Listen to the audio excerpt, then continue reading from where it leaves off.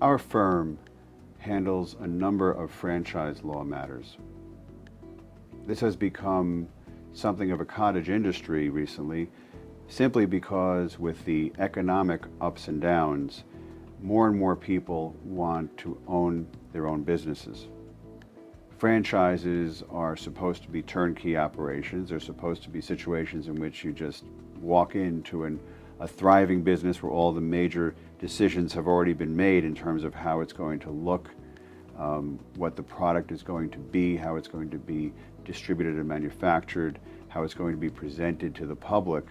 And so it seems as if it's much easier and less complex than starting from scratch. But as with everything involving legal matters, the devil is in the details.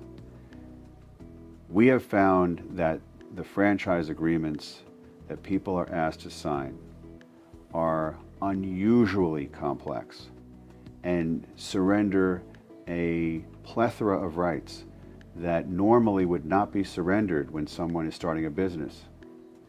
The truth is that franchises involve renting a business, in essence, using a business model rather than owning it. The way lawyers describe that is they describe it as licensing the intellectual property that is owned by the franchisor.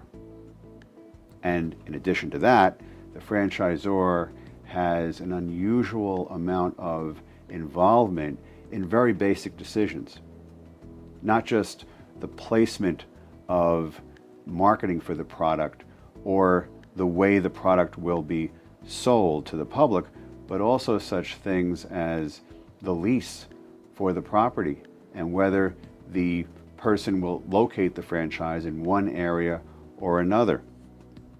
We can have a wonderful opportunity to start a franchise in a particular area, and suddenly that is undermined because the franchisor puts another franchise for the same product within proximity. And all of a sudden, something that looked great now is not so great. While there are certainly differences between operating a franchise and operating any other type of business, there's also a lot of similarities. Any of the issues that a business owner is going to have to address in terms of employment issues, leasing, commercial real estate issues, intellectual property, IT services, that's all still going to need to be addressed by a franchisee. Sometimes it might be easier because of the relationship with the franchisor. Some of those services may already be packaged for them, but that can also make it more challenging. There's going to be compliance issues with that bulky franchise agreement that they're given, as well as complication if the package that they're being provided by the franchisor is not one that is suitable to them, or things are not working, and then overcoming the challenges of that aspect. But by and large, you'll see that there are a lot of similarities. So all of the things that we recommend for general business owners are also going to be recommended for a franchisee. Another example of that would be that certainly even if a property is being operated as a franchise, it still needs to have its own corporate governance structure. The owners should still form an LLC or a corporation and enable itself to take advantage of the corporate liability shield for operating the business. All contracts that that business has, including the contract with the franchisor, should be through that entity.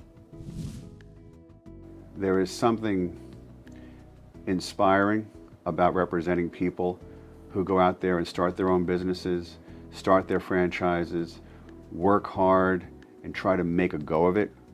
And we find that these relationships with these clients can be some of the most rewarding that we have.